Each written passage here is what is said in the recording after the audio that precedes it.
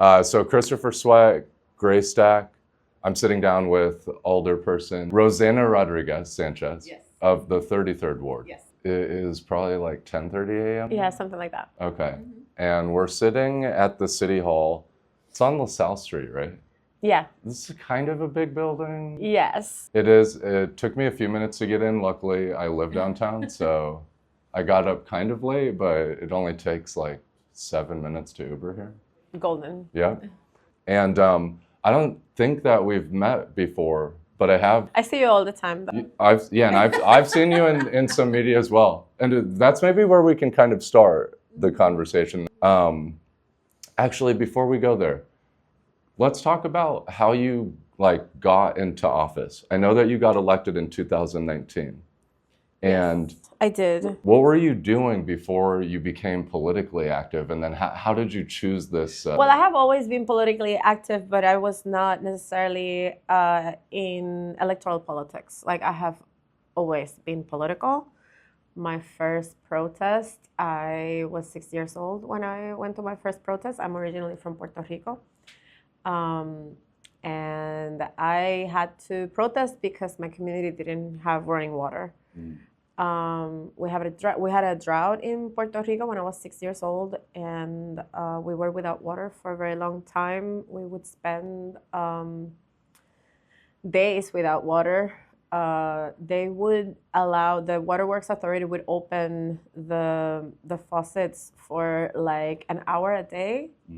So we would have to save as much water as we could. We would, get water in different containers, and that's the water that you had for the next few days. Okay. So my neighbors organized. My father was a community organizer, and we protested and protested and protested, and Sure. we, the organizing actually worked, and we were able to get our water back. And then after that, being from Puerto Rico, it's a colonized nation, and everything is very hard. Sure. So organizing was the only way to do anything or to get anything done. So I grew up in a very organized community. Okay. In the southeast side of Puerto Rico. And I bring that with me everywhere. I am a teacher by trade and training, and I was a drama teacher, so I've been doing community theater for a very long time. Oh, very cool. I moved to Chicago in 2009 after there was a set of measures that were approved in Puerto Rico that cut the budgets for almost every agency. So the Department of Education was severely impacted. Okay. At that time, the government of Puerto Rico laid off about 20,000 people. So everybody was looking for a job. Sure. I was in a very difficult situation because they doubled the amount of students per classroom, and I didn't have any materials or supplies. I had to provide everything with my $1,500 salary. So it became a point where it was impossible to be able to continue doing my work effectively. Okay. And there was no jobs in Puerto Rico. So as many other Puerto Ricans at that point in 2009, there was a huge exodus of Puerto Ricans, and I was one of them. So I ended up here in Chicago, and I worked for the Albany Park Theater Project for 7 years. I was a director, I was a songwriter, I was a mentor. That's awesome. I was an acting coach, I was writing scripts, and I was an ethnographer. And the idea that the company was based on was that they told stories of immigrant working class people in the community. So I became an ethnographer, and I would go out in the community with my young people.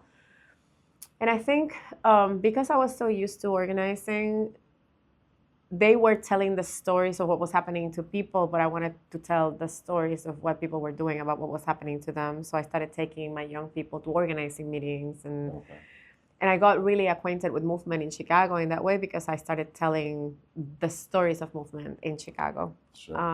So at that point, we had a play about immigration, and I interviewed all of the young people that were starting the Dreamer movement. At that point, it was Immigrant Youth Justice League. And they were doing the Coming Out of the Shadows rallies where they were posting in front of Federal Plaza and saying out loud in a microphone, I am undocumented, I am unafraid, and I will not apologize for being here. That was a really beautiful process because my young people in the company, many of them didn't know that they were undocumented, and they discovered it while doing the play. Okay. And then they became active with the Immigrant Youth Justice League, and they told their own stories about being undocumented. So at that point, I think I went downtown to watch my young people give out their speeches at that rally. Okay. And when I saw them, I remember standing there and thinking, this is what courage looks like, right? Sure. And I was like, this is my home. I live in Chicago now. This is my people, and this is who I'm going to fight alongside. And then in 2015, Tim Megan, who was a history teacher at Roosevelt High School, which is my only high school in the ward, decided to run for alderman in a anti-capitalist platform. I decided to support him. He was the teacher for a lot of my young people in the company. And there was a bunch of other people in the community that decided to join his campaign. We were all organizers. None of us were electoral people. Okay. But we figured that there was an opportunity to take out, somebody that had been a part of a dynasty family in Sure. Chicago politics for a very long time, which was Deb Mel. And we organized, and we were able to get to 17 votes away from a runoff. Wow. We didn't Okay. have any money. We had never run an electoral campaign, so it was Sure. a very scrappy kind of operation. Yeah. But we got so close that we said if we organize for the next few years, we might be able to run somebody in the next cycle. And we Okay. did, and we organized around immigration, education, and housing. Okay. And then we had several items on ballots. So we had the lift the ban on rent control, and we knocked on doors for that. We had the moratorium on charter schools, and we started organizing for deportation defense. Okay. So we were taking people downtown to accompany others in immigration hearings. So I became really active on those three issues, Sure. which were also the issues that I was discussing and working on in the theater company. So Okay. I was telling those stories actively, but we were also working on those things in the community. So by the time it was time to run somebody, we needed to figure out who was going to run. We started an independent political organization. We call it IPOs. Yep. We started that in 2015. As soon as we lost that first round, that first election, the first race that we decided to participate in, we started an independent political organization. We organized for 3 years, 3.5, around immigration, education, and housing, and then we decided to run somebody. I was asked to run.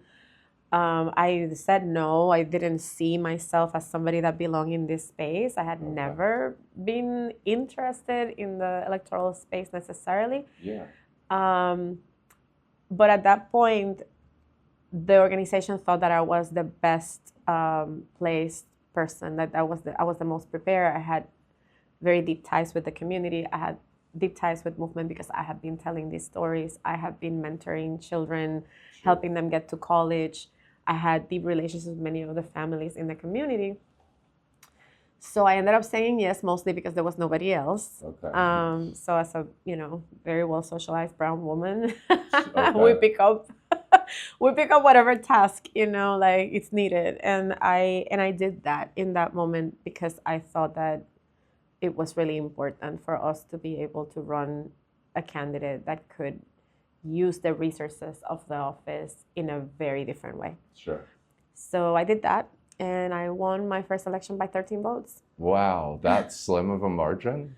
Okay. 13, yeah. And then you won again in 2023. Yeah, that was a comfortable win at that Yeah, point. because the I've done community so understands much, yeah. how you do the work now, Yes.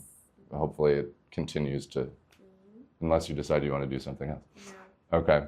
Now, but so a lot of people don't fully understand the way that Grassroots is set up. Mm-hmm. And then I asked somebody if they were the establishment person. Mm-hmm. They denied that. but they don't have the story that you're telling me, which is like truly grassroots, where you immigrated, you came to Chicago. That was kind of the first cluster of folks that you started to organize with. But you learned organizing at a young age as a sort of survival tactic. Yeah. But, okay, and we should dig in on that really quick, just because could you kind of like maybe like what is it that the public maybe that doesn't understand organizing? Like how can we help them connect that dot? Like you were organizing because the government services were failing. Yeah. But you had to bring the community together to basically subsidize that. So I this is a very interesting conversation, because organizing is fundamental to survival. We, as a human race, we don't get to the point that we are at right now as a society without collaboration, right? Like people needed to come together. And I think that under capitalism, and particularly in this country, we have been conditioned to be very individualistic in our approach to everything. And everybody feels like they're on their own, right? Sure.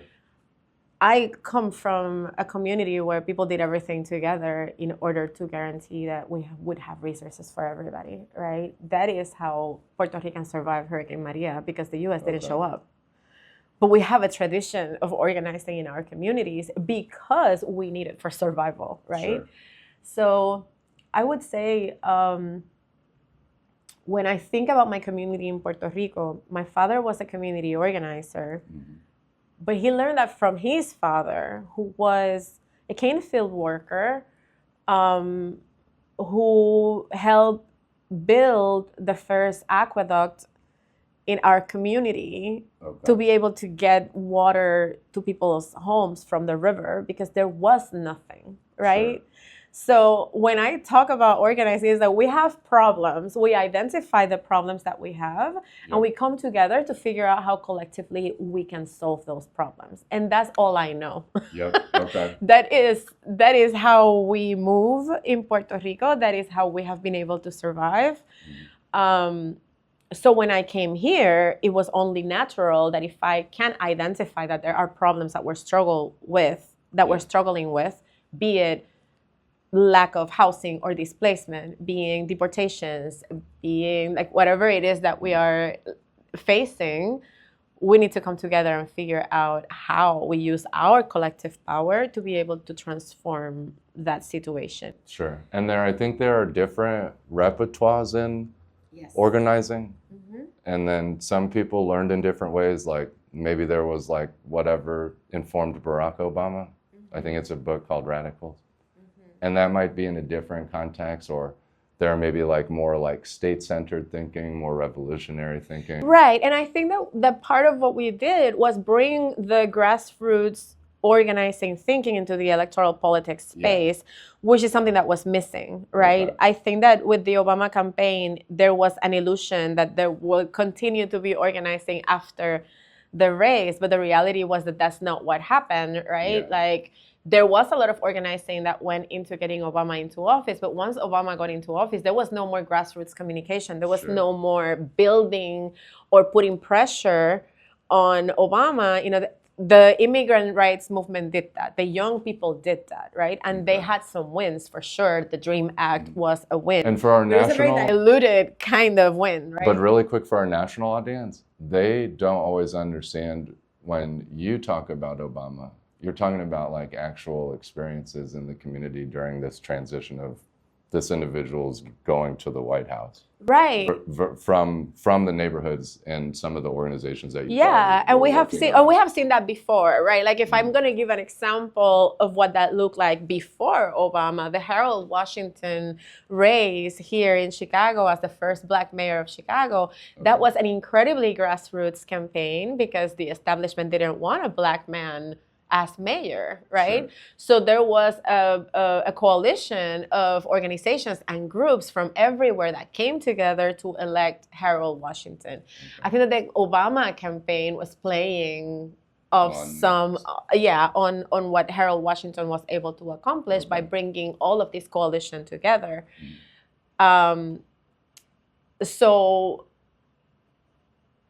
in Chicago politics, what we have seen historically is what they call machine politics, which started as all of this aldermen and people in office in general, because it was at every level of government, that use patronage, right? In the city of Chicago, they would use patronage in order to win elections, which meant I'm going to give away as many city jobs as I can, and then these people will come and work in my campaign and get me elected because they depend on me getting elected in order to keep their jobs, right? Which is crazy. Yeah.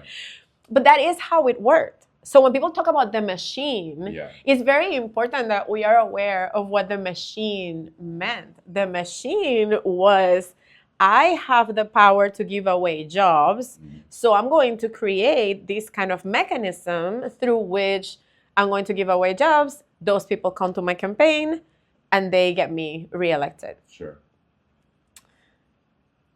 We brought a very different lens to electoral organizing, right? And now there is like this idea that these organized people in democratic sort of organizations, which are the IPOs, are the new machine. Because that is a narrative that is being sort of put out there right now. They are the new machine.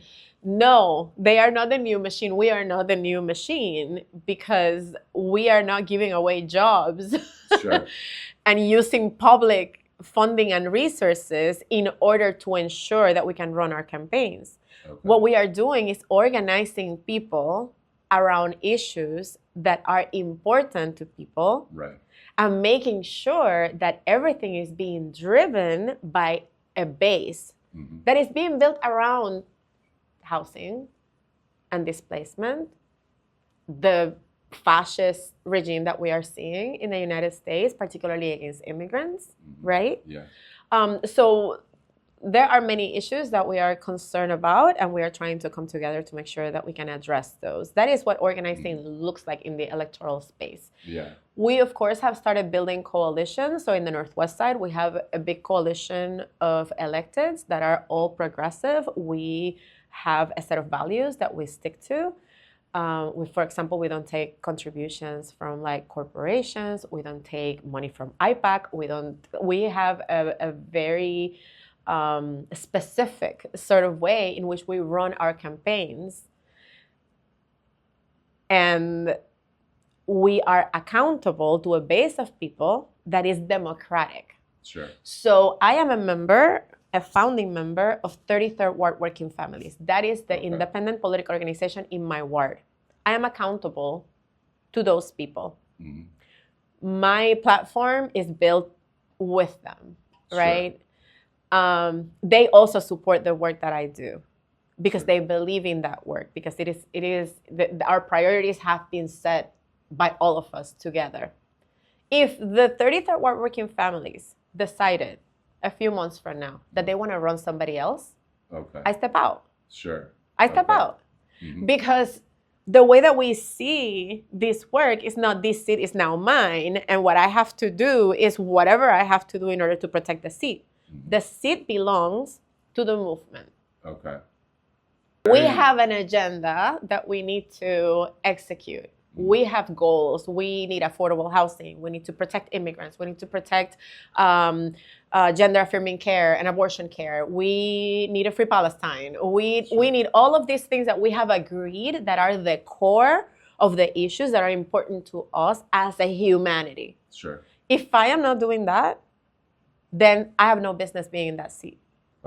Which is far more democratic than the way that people would normally talk as an elected official or as just a politician generally. Yeah, it is completely different. And it also informs how you move when you're on the seat. Because if you think that a seat belongs to you, you are going to operate very differently than when you know that this seat, you are just occupying this seat at this moment because the people decided that you were the right person to do this. Sure. And as long as you are doing what we all agreed that we were going to do with the seat, we're okay. Sure. Yeah. If they decide that I'm not doing what I need to be doing, they have the right to say, we're going to run a different candidate, step aside. Sure. And as a member of the organization, as somebody that cares deeply about our project, if I am told you are not doing what we said you were going to do, I step aside. Yeah. And that is the commitment that we have to our organizations, right? Okay. So that makes us move very, very differently. The other difference is that every race that we run in our different wards and districts is powered by volunteers that believe deeply in the mission, that believe that we can have a different society, that believe that what we are establishing as our agendas for our terms are the things that are the most important to our communities. So they go hard knocking on doors and mobilizing for us because they believe in this, not because they're going to get a job, not because anybody is paying them anything, not because of any interest, right? Sure. So it is a very different way of doing politics, and I don't know that a lot of people understand it. They don't. Right? And also, this is a great point because the idea is that there's like persistent elite interest. And we know the elite interests, there's lots of capital behind it. Like you said, there's lots of jobs, there's lots of other deals. And everyone knows this in Chicago politics. But then you came from grassroots, meaning that it's more decentralized. It's maybe initially further away from the levers of power, under-resourced, and doesn't have maybe as strong of a voice for things that would be beneficial versus like the elite interest, which is more of the establishment or the status quo types. Yeah. So then I know like some organizers don't want to move into electoral politics because there is a sort of like flattening that happens where you have the priorities and the organizing principles, then you move into the politics and it has to fit the politics as usual, otherwise it can't move through the legislative process, the committees, all the things that you have to do on a daily basis. What was that adjustment like? And then also, what would you say to people that like maybe think that still? That you can't have participate in the electoral politics, take a seat in government, have influence. Like, what would you say to people that are still? I mean, I think there is a tension there, of course, and I think that as people who come from leftist spaces and organizing, we want to be able to do everything that we can to use these seats in a way that actually serve our goals, our ultimate goals. What I would say about that is that it matters who are in these seats. Yeah. It matters a lot. It does. And there's 50 seats. Yes. Yeah. So, and in government in general, right? Like, for example, right now, in this moment, imagine that Paul Valles was the one that won the election while fascism descends into our cities and go after immigrants. We have a mayor here in Chicago and many elders who have stood strong against ICE. Sure. We have been able to pass, the mayor has put forward several executive orders that have prohibited ICE activity in city property. The county did the same, and Jessica Vasquez, who is part of our coalition, was the one that was leading, trying to make the county an ICE-free zone, right? Sure. These policies are now being copied Which the county implemented. The county implemented that, right? Yes, the county implemented it too, which has actually saved lives. Okay. Because they cannot go now and arrest people in the court. Sure. In the county courts, right? That matters. It that does. matters a lot. So because when you think about who is in office in moments like this, we have to be able to have people in office that are going to come up with the right policies in order to protect us as much as we can, right? Sure. When I think about Palestine, for example, many people might think that the ceasefire resolution was just a symbolic thing and doesn't change anything. It does. It does. It is important that the major cities in the U.S. take a stance. Sure. In a situation that is clearly a crime against humanity, right? Sure. Chicago was the only city that passed a ceasefire resolution because we are in office, because we push so hard in order to make sure that we took a stand, right? With gender-affirming care and abortion care, I was the one that pushed and passed legislation to protect abortion here and gender affirming care and make Chicago a sanctuary city for that and protect not only patients but providers here in the city of Chicago and anybody that comes from anywhere else trying to seek care here. Sure. We will not collaborate with any investigation ever. We will not hand information to anybody that is prosecuting somebody that is trying to get that kind of care. Sure. There are so many different things that we have been able to do because we are here and because it's necessary, right? So it does matter. And then if I think about, I'm only talking about policy right now, but if you look at how we go about this work in our wards, okay, it is day and night, right? Like I have democratic processes for everything. People get to weigh in. If there is a zoning change, for example, the people in my ward have a right to have their voices heard around how they want us to approach development, how we want the community to develop. We have a participatory budgeting process, which allows for people to propose projects and decide how we are going to be using infrastructure dollars so that we use it on things that people actually need and want and are going to make the community better, right? Sure. So there are many ways in which us being in office and us building campaigns that are focused on what are the biggest needs of community and how do we bring people together in order to make all of these decisions together, right? Yeah. When I think about this particular moment and ICE descending in our communities in the northwest side of Chicago, we started the organizing as soon as Trump won the election. Yeah. The day after Trump won the election, we started planning a town hall. And 500 people showed up. And from that town hall, where 500 people showed up, we created the Northwest Side Rapid Response System. Okay. And an immigration working group. And this is all in the Northwest Side, right? Sure. And then as soon as I started coming into our communities and terrorizing our communities, we started creating school patrols. And we did all of this through our office, the office of Senator Graciela Guzman, my office, the office of Anthony Quesada, the office of Jessica Vasquez, our Congresswoman Delia Ramirez. All of us came together to make sure that we have a robust system that could include people as people wanted to volunteer to protect their neighbors. Okay. So we created these systems, right?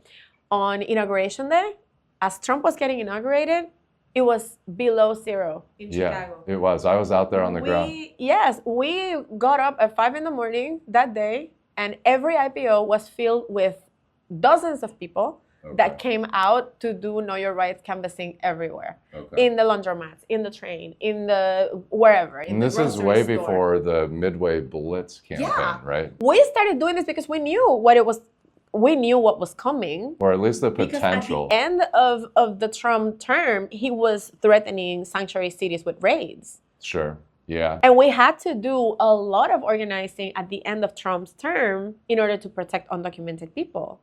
Right. So we knew what was coming. Nobody had to tell us, oh, Trump is coming. And no, we are going to come together. We're going to organize community and we're going to be ready. Okay. So as soon as they started descending in our communities, we started doing school patrols, we started doing walking school buses, and all of this was coordinated through our offices, right? And the Northwest Side Rapid Response, who has been a lifesaver to make sure that every call for ICE presence or suspicion of ICE presence is addressed and we know where they are, right? This is why it matters who is in office, because when you have electeds that are willing to put not only their bodies on the line, but the resources of their offices in order to be able to organize to protect people, sure, you are going to have a much safer community as it pertains to the attacks that we're seeing right now. So, yes, I understand why people can be really cynical about politics. Mm-hmm. The reality is that government in a democracy should belong to the people. And what we are trying to do is reclaim government, reclaim the resources, the collective resources of government, which is taxpayer money, sure, in order to make sure that we are protecting people and that it is being driven by community. In my office, for example, I have a homeless encampment in one of my parks.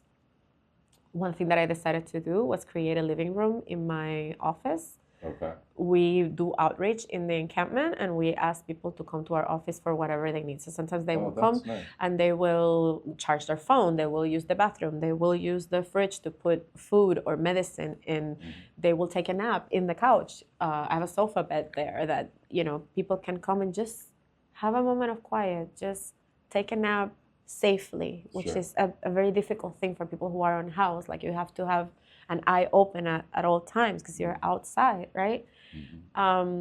So, and then as they come in and we start building trust with them, then we also give them the resources that the city has, the state has, federal has. So if they're not signed on to SNAP benefits, for example, if they need whatever they might need, right?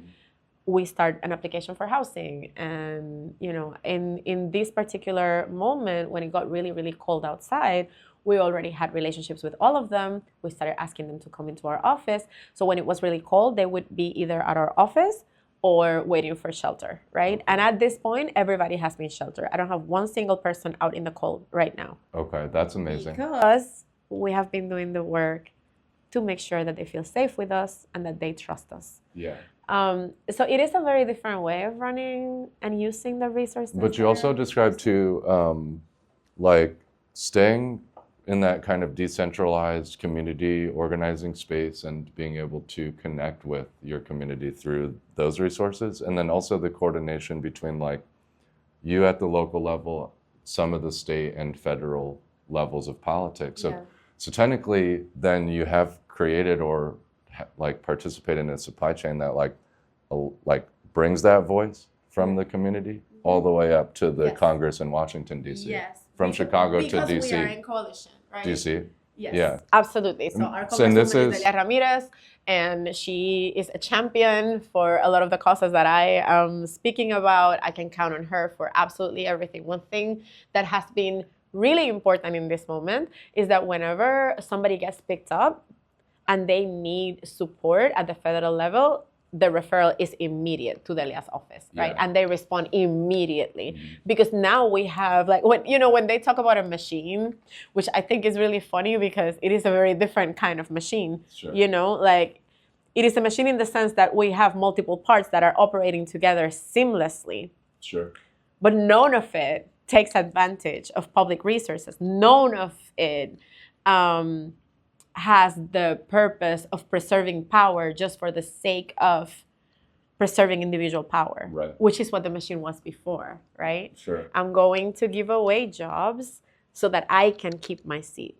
That's not what we do. The power that we build is collective power. The power that we build is the power of being able to mobilize people to protect each other.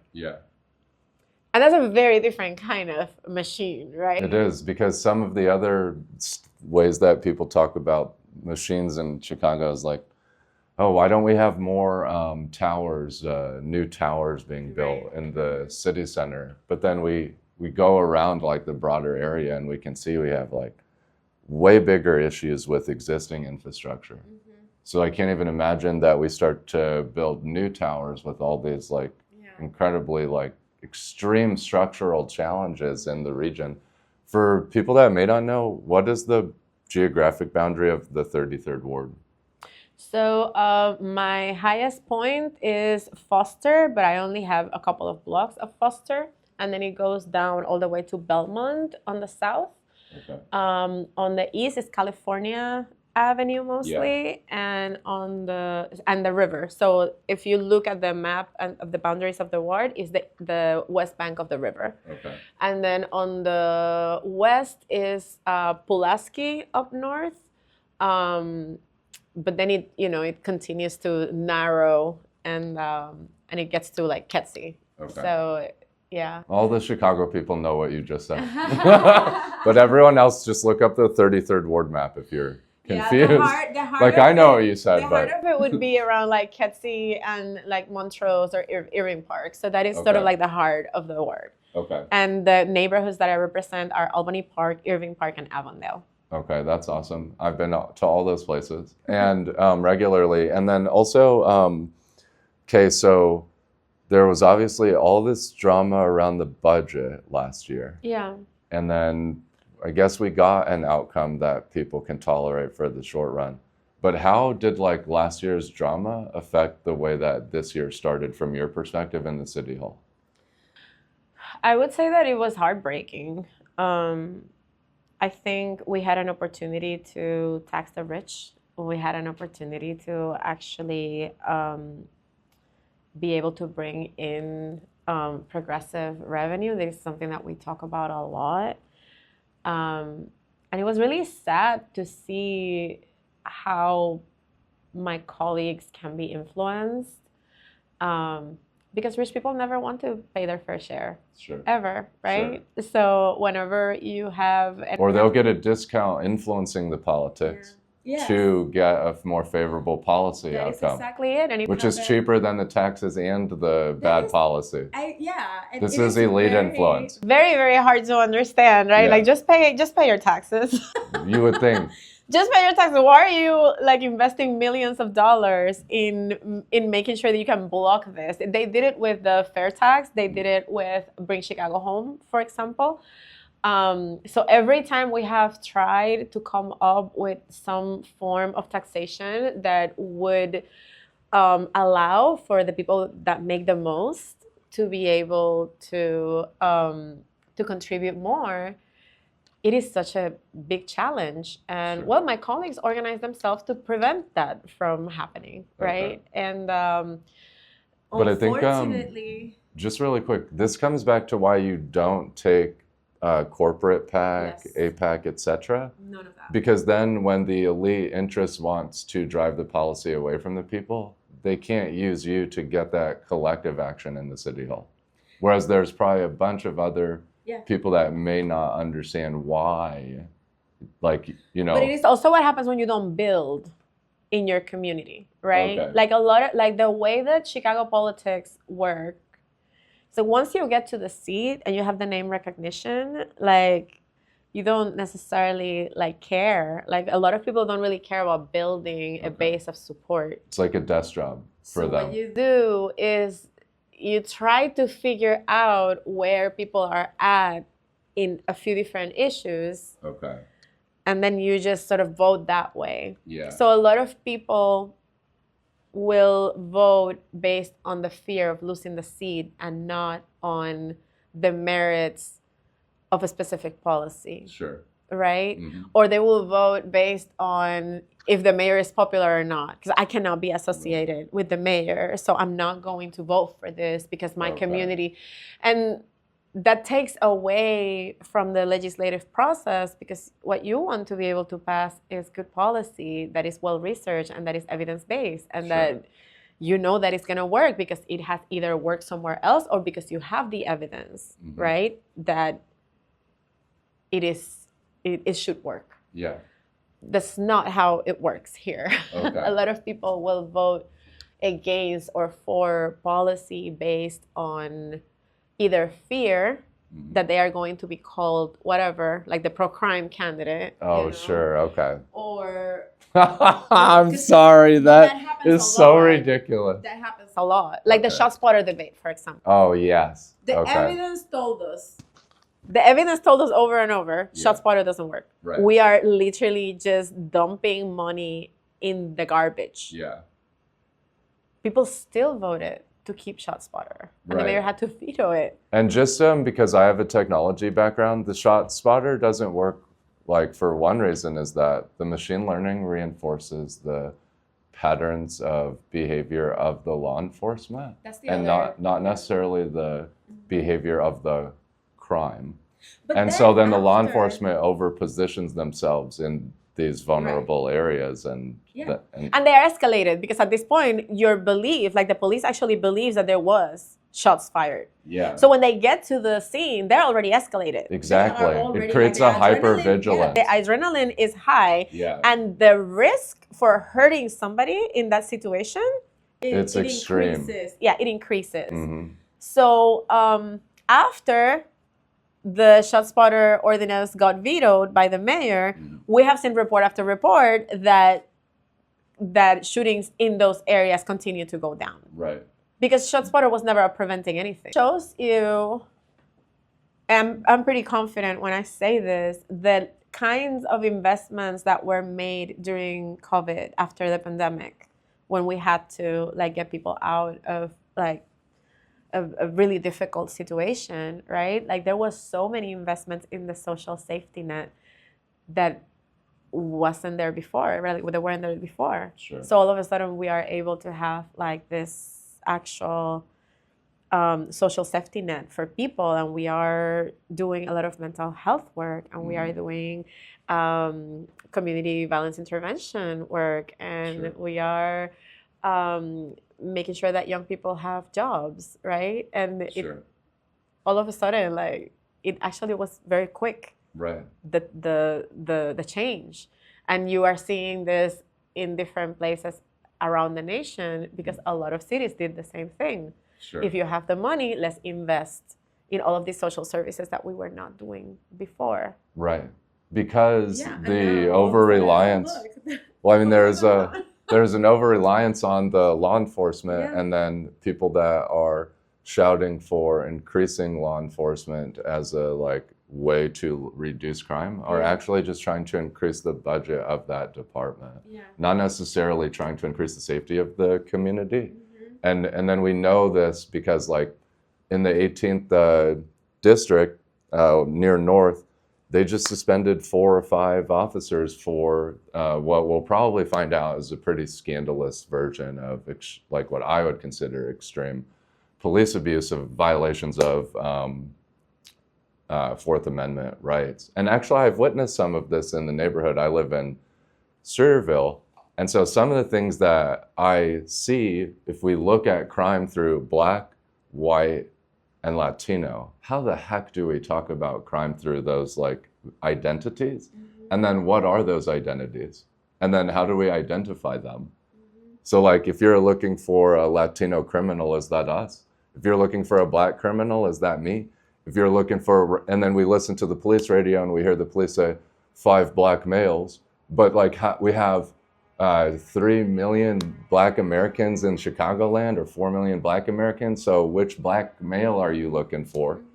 And so I've always like just wondering what your thoughts on this are. But I think one of the issues is, like you said, social services have a positive impact. And we obviously saw some of that evidence. But when we have these intense law enforcement debates in Chicago, they get a lot of national attention, and people try to call us in Chicago all these things, which we know are not true. Okay, but identity-based targeting. I don't know if you've looked into that much or thought about of course. Like it is at the core of, and not just CPD but ICE too, because we've like how do you? I mean, at the federal level right now, it is just so evident that people are being targeted just because of what they look like, because of their identity. Right? They say it in their public statements too, even when they're here in our city. It's incredible. Like it is so out in the open. CPD, of course, has been proven to target Black and brown people. That is why the city of Chicago has a consent decree. And I believe that the consent decree has only been implemented at like 5% at this point, and it's been years and years and years. And what's the consent decree for the layman's? So the consent decree is an order by a federal judge to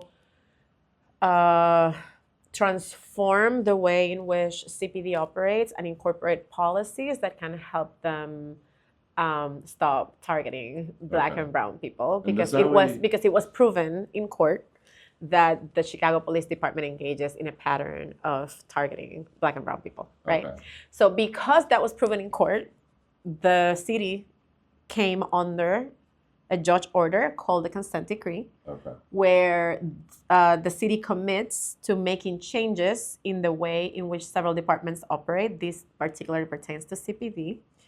And CPD now has a responsibility to change policies and operational procedures in order to come into compliance with the consent decree. Okay. CPD has not been successful in doing that. But we are doing many things to try to make sure that we have less of that. So one example, for the last 7 years, more or less, I have been trying to implement treatment not trauma, which is a policy that I started pushing for after the murder of George Floyd. We know that people in a mental health crisis are 16 times more likely to be shot by a police officer. If you are a Black person, that increases even more. We have had multiple lawsuits from people who have been harmed or killed by the Chicago Police Department while experiencing a mental health crisis. So what I brought to the table was a policy to create a mobile crisis response system that doesn't rely on police, that is a civilian mobile crisis response system that can find people where they're at and will address the mental health crisis with either a clinician, a peer support worker, a paramedic. So it's a very different kind of team than it would be because right now the way that it has worked is that police responds to all of these always. Right. So we don't have a different way, a more. Well, and we know what tools they have and use. Yeah. So this is not new. This is done in different parts of the country.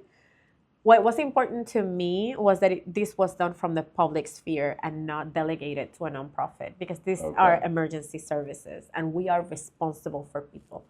And if you send responders to a scene and you have a nonprofit trying to work with somebody that is a mental health crisis, and you also have police, the police is always going to drive what's going to happen. Like the nonprofit doesn't have any authority. They are not government, right?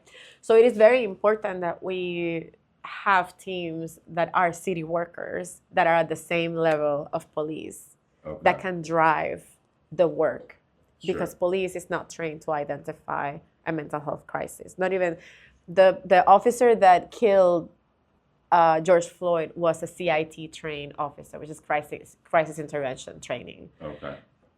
He had the crisis intervention training. He still kneeled on that man's neck. So the kind of training that the police get to identify mental health crisis or intervene in a crisis situation clearly is not. Well, it's still on a scale of levels of force. For somebody's life to be spared, right? Yeah.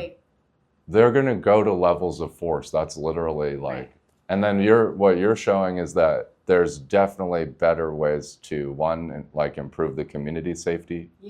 And then get a better outcome, which for the financially interested people is also cheaper. It is cheaper. It saves us money in lawsuits.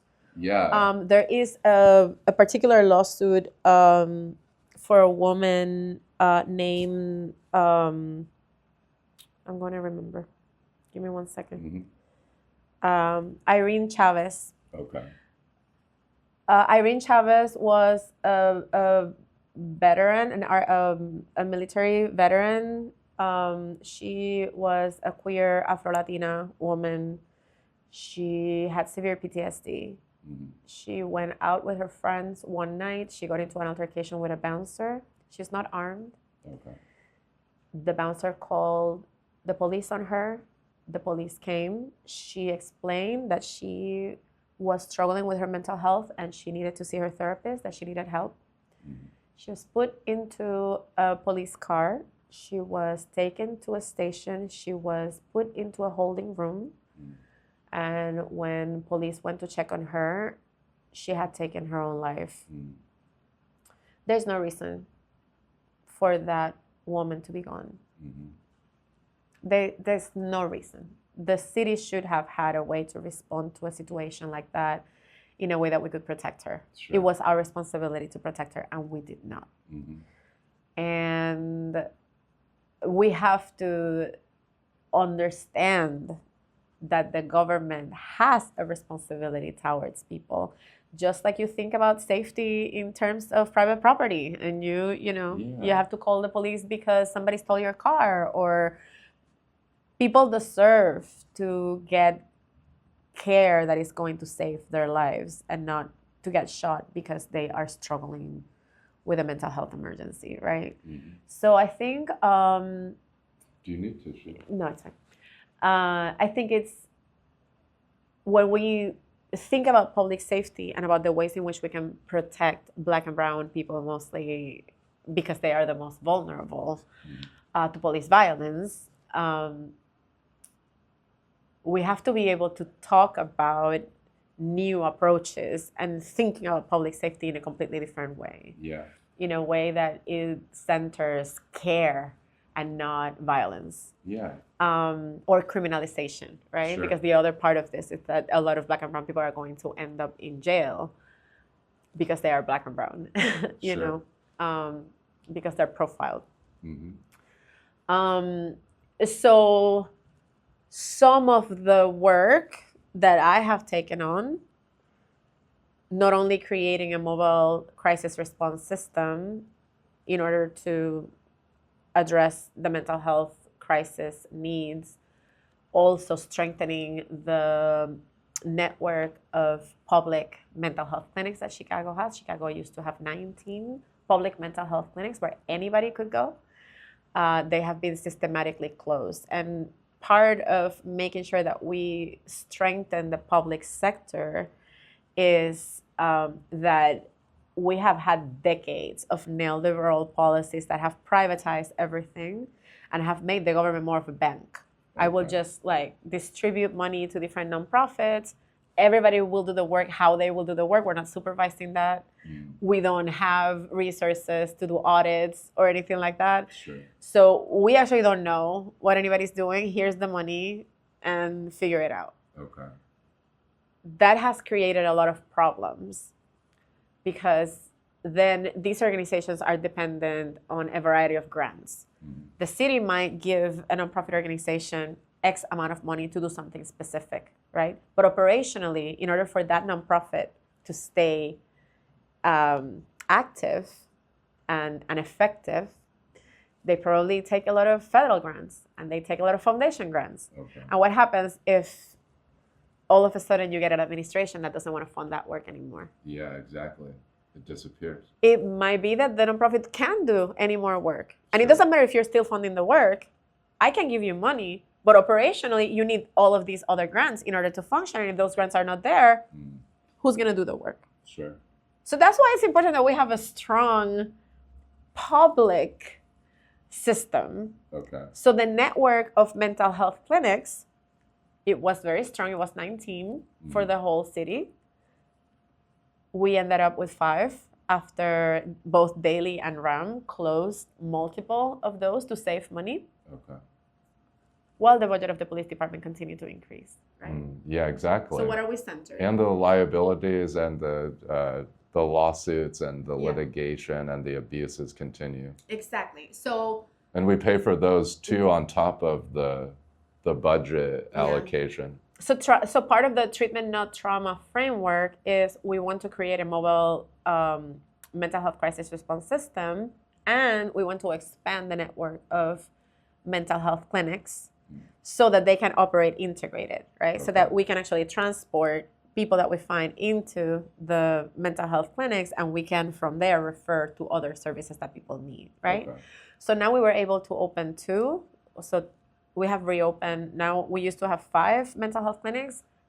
Through this administration, we've been able to open 2 more. Okay. One really good thing that happened in the last budget that you were talking about before was that the mayor proposed this smart tax that taxes social media companies. Okay. And that is already giving us revenue in order to be able to sustain the CARE work, which is the mobile crisis response system. It's called CARE. Okay. And then the CVI work, the community violence intervention, the jobs for young people, the mental health clinics, all of that can be funded because now we have some progressive revenue coming our way, right? Okay. And that is the kind of thing that we need to be pushing for right now, which many of my colleagues don't want to do because they are scared of losing their seats if they don't get donations from the people who keep them in office. Okay. Gosh, we have talked about so much. Yes, we have. There's so much more, but we'll, I'm sure, hopefully get to sit down again. Is there anything else like on your mind again for this year?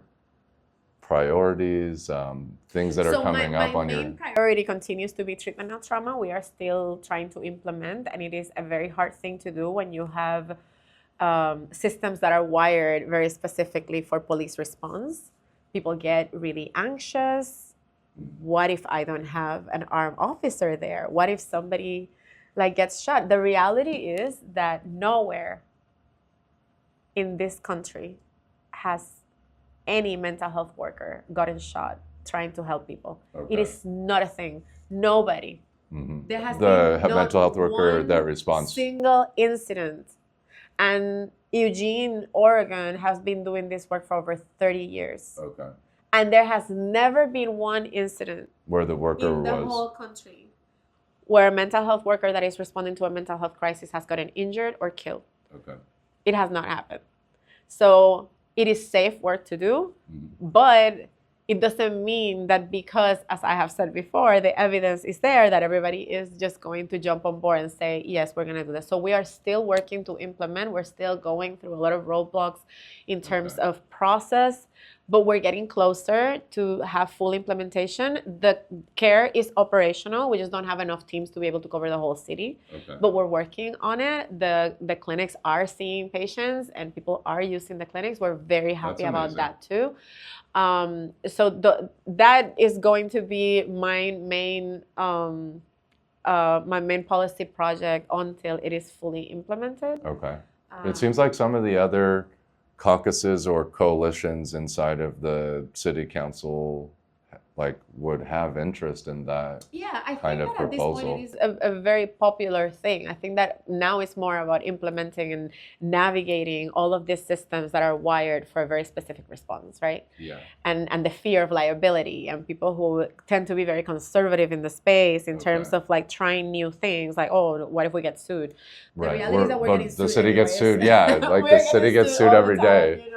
So what Yeah. we're trying to prevent is more lawsuits and more people harmed and more lives lost because we don't have the right tools to address these issues, right? Yeah. So that is my main policy, but we are also doing a lot of work around housing. I have the Healthy Homes ordinance, which is incredibly ambitious, and I know that it's going to take, probably one more term in order for us to be able to implement. But the idea of that is to make sure that we're doing preventative inspections of rental units, that there is a Okay. registry in Chicago, and that every rental unit in Chicago is in good state, Mhm. that you don't have lead paint, that you don't have issues with pests, that you have working heat, that everything is in order, and to ensure the health and the well-being of people, particularly people who are the most vulnerable, because we know that there's a lot of slumlords that are going Yeah. to rent an apartment for really cheap, but it's not going to be in conditions that promote the well-being of people, right? Yeah. We don't want, and currently, the city does inspections, but it usually will be after you know that something might be wrong. Okay. We don't want to get to that point. We don't want children that are exposed to lead, for example. Right. We want to make sure that when somebody rents an apartment in the city of Chicago, they are confident that they are going to be living in a place that is not going to impact their health negatively. Yeah. So that's part of what I'm working on right now. It is a very ambitious project because it requires a lot of inspectors. And we, Okay. as you know, don't really have the budget right now to do that, but we are trying to figure out how to do it. Right. We are starting to create a working group so that we can bring everybody to the table and we can figure out what are the best ways in which we can do this. Okay. And of course, I continue doing a lot of the work in my ward to make sure that we continue to have democratic process and participation. One thing that I am very proud of is our participatory budgeting process, which is actually happening right now. Voting is open. We decided to house it at the local high school, at Roosevelt High School. Okay. And In the ward. Yeah, and the Okay. students, the civics students run the process every Okay. year, and they learn about government budgets, and they go out in the community and they survey and they interview people about the needs of the community, and then they go out and get the vote. Okay. We also have a group of adults that meet around participatory budgeting to also propose. But it is very important to us that young people start getting engaged with government and don't see it as something that is foreign to them, but something that belongs to them and that they should have a say in. So we're doing a lot of different things, a lot of different initiatives, and I'm very excited about the work ahead. Of course, we are tired, and there is a lot happening. We know that we have to get ready for a possible, second round of ICE and CBP coming into our community. So we're also thinking about how to best prepare community for that possibility. But I am very confident that as long as we continue to come together and organize ourselves with a vision of solidarity, we are going to be able to prevail. Awesome.